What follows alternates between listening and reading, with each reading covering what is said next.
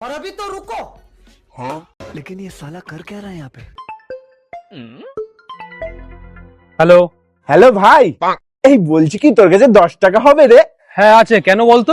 ও আছে, তাহলে আমাকে একটু ফোন পে করে দিবি ভাই, আমার না খুব দরকার। ঠিক আছে করে দিচ্ছি, দাঁড়া। চলে গেছে ভাই, দেখে নে। আচ্ছা ভাই ঠিক আছে, থ্যাংক ইউ। হ্যাঁ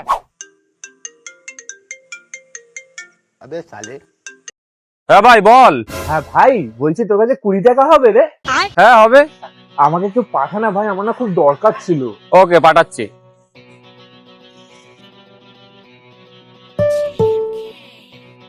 ভাই পাঠিয়েছি, দেখ। হ্যাঁ ভাই ঠিক আছে ভাই, থ্যাংক ইউ ভাই, থ্যাংক ইউ।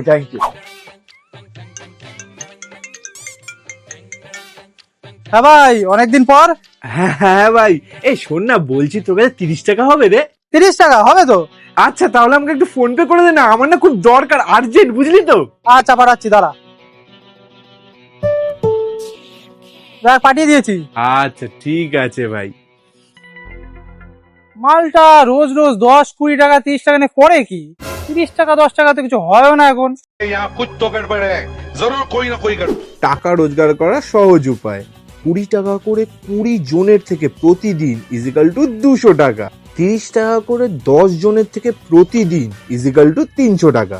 10 টাকা করে 20 জনের থেকে প্রতিদিন ইজিক্যাল টু 200 টাকা। তাহলে টোটাল অ্যামাউন্ট দাঁড়াচ্ছে 700 টাকা। তাহলে 700-কে 30 দিয়ে গুণ করলে মাসিক আয় দাঁড়াচ্ছে 21,000 টাকা।